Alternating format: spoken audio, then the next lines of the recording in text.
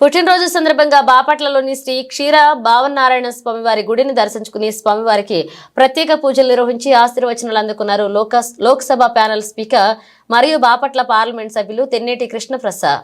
ఉదయాన్నే వచ్చి స్వామి గారి పాదాల దగ్గర వచ్చాను. చాలా బ్రహ్మాండంగా ఈరోజు పూజ కూడా జరిగింది. చాలా హ్యాపీగా ఉంది. మరి స్వామి గారి అనుగ్రహము